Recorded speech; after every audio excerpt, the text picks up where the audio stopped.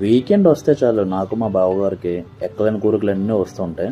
ఈరోజు అయితే మాకు నాటుకోడి పులుసు తినాలనిపించింది.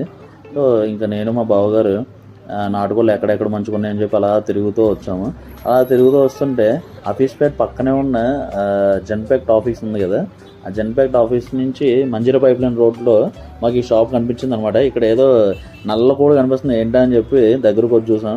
అది ఏంటని చెప్పి చూస్తే మాత్రం కోడి అయితే మంచి యాక్టివ్గా ఉంది. ఆ కోడి ఇది కడక్నాథ్ కోళ్ళు అంటారంట. బాగుంది కోడి అయితే, కానీ కాస్ట్ చూస్తే ఒక్కసారికి నా మైండ్ బ్లాక్ అయింది. మటన్ కంటే చాలా కాస్ట్లో ఉంది. ఆయన అడిగాను ఎంత కోడి అంటే లైవ్ 1100 అని అడిగేది. ఒక్కసారిగా ఫీజులు ఎగిరిపోయి మా బావగారు అన్నారు ఆ 1100కి మంచిగా ఒక 2-3 కేజీలు ఫిష్ వస్తే 2-3 రకాలు తినొచ్చు సీ ఫుడ్ అయితే అని అన్నాడు.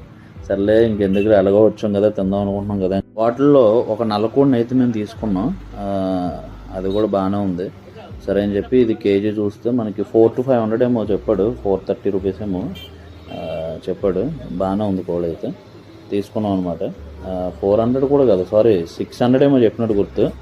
సర్లే ఇంకేదో ఒకటిలే అని చెప్పి అయితే తీసుకున్నాం. కోడి అయితే మంచి యాక్టివ్గానే ఉన్నాయి, కానీ ఇవన్నీ ఫామ్లో పెరిగినాయి కదా, మన విలేజ్ థింగ్స్ అయితే గుర్తురావు. కానీ నాకు ఇక్కడ బాగా నచ్చింది ఏంటంటే మా విలేజ్లో నేను మా నాన్నగారు ఎట్లా అంటే కోడి ఏదైనా ఒక నాటుకోడి కోసుకుని ఉంటే ఎస్టీజ్ ఎలానే చేస్తాం అంటే కోసుకొని నీట్గా వేడి నీళ్ళలో ముంచుకొని హెయిర్ అంతా రిమూవ్ చేసుకొని నీట్గా పసుపు వేసుకొని బాగా కడుక్కొని లైట్గా కాల్చుకొని అప్పుడు మనం కుక్ చేసుకుంటాం అనమాట. సేమ్ ఇక్కడ కూడా మోస్ట్లీ ఏంటంటే నీట్గా పసుపు వేసి నీట్గా కడుగుతున్నారు. మన హెయిర్ మొత్తం తీసేసుకొని పసుపు వేసుకొని కడుక్కోవడం వల్ల ఏంటంటే నాటుకోడికి మనకి స్కిన్ కొంచెం మంచిగా ఉంటుంది.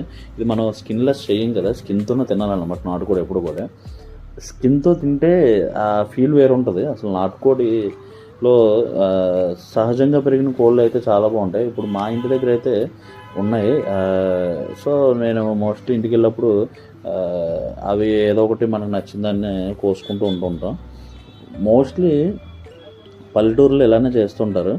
సో మేమైతే తీసుకున్నది కేజీ పావేమో వచ్చింది. 630 రూపీస్ ఎంతో అయింది. ఇది నీట్గానే కాల్చాడు, కానీ మేమైతే కమ్మలతో కాల్చుకునే వాళ్ళం. బాగుండేది ఆ రోజులు వేర్లండి, ఇప్పుడైతే అలా దొరకవు కదా.